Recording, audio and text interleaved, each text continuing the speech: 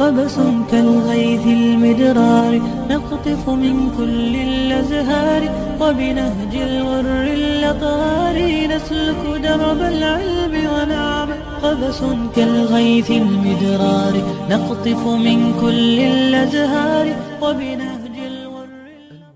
الدنيا سجن المؤمن وجنة الكافر بالنبي عليه الصلاة والسلام الدنيا وقفك مؤمن كجيل كيسي ويان كافر كان هو جنة ديسي maxaa kaafirka janna adduunyada looga yeelay baa la yidho qofka kaafirka ilaahay aan garanayn wujuudkiisa aan garanayn aakhira inay jirtana ku xisaabtamaynin adduunyadan intuu jooga isaga waxba ka xaaraan maahine waxa uu doono adduunyada ku sameynaya isagu waxa uu doono ku dhageysanaya waxa uu doono ku cunaya meeshuu rabo maraya waxa uu doono maqlaya sidoo doono u soconaya laana jannadiisi waa halkan jannadiisi waa halkano shahawaadkiisu waxay naftiisu ay jeclayd oo dhan halkan uu ku gudanaya laakiin hadhow markuu dhinto isagu jannadii buu ka baxayo naartii baa lagu tuuraya wal ciyaadu billah ama qofka muuminka ilaahay ka baqaya isagu hawadiisa ma raacay halkan shahawaadkiisa ku gudani maayo halkan waxa uu raacaya hanuunka ayuu raacaya ilaahay azza wa jalla amarkiisu raacaya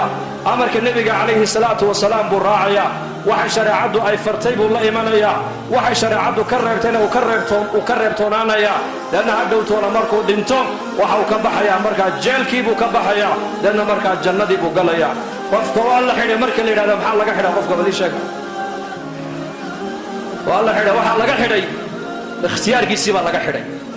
ikhtiyaarkii baa laga qaaday moobeelkii baa laga qaadaya oo dharkii baa laga qaadaya oo dhar gooniya ayaa loo xidhaya oo qol baa lagu xereynaya oo saacada laga soo daynaya saacadana waa lagu xereynaya toddobaadkiina hal maalin baa laga yaabaa inuu ehelkiisa mid u qaabilaa laga yaabaa markaana waa la soo xereynaya waxa uu qofka ka xidhan yahay waxa weeyaan waxay naftiisu ay jeclayd baa laga xidhay qofkaas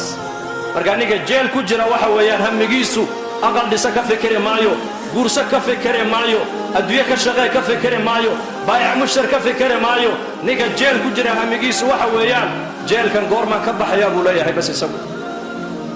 marka muumin qofka muuminka waxa uu nabigu leeyahay adduunyada intuu joogo jeel buu ku jiraa waa maxay muuminka adduunyada intuu joogo waxa ay naftiisu ay doonto macnaha u yeeli maayo weeyaan waxa ay naftiisu ay doonto maqashiin maayo waxa ishiisu doonto u ogolaani maayo waxa carabkiisu doono ku hadli maayo waxay calooshiisu doonto siini maayo sida uu rabo u soconi maayo waxa uu doono eegi maayo waxa uu doono ku hadli maayo meeshuu rabo fadhiisani maayo meeshuu rabo dhaqaalaha ku bixini maayo waa addoon ilaahay tabaaraka wa tacaala lixdankaa sane adduunyada uu joogo waxa uu ku shaqaynaya muraaqaba maca allahi caza wajalla waxa uu leeyahay ilaahay bay arkaayo aniga ay maqlaayo marka jeel buu ku jiraa isagu dadna muxuu ka fikirayaa maadaama adduunyada dusheedii qofka muuminku uu hawadiisii ka weecday uu hanuunka raacay amarkii ilaahay maadaama uu raacay uu amarkii naftiisa ka soo hadhay amarkii rasuulka markuu raacay amarkii shaydaanka markuu ka soo hadhay hamigiisa ugu weyn qofka muuminka waxa weeyaan goormaad jeelka ka bixi doontaa jeel baad ku jirtaa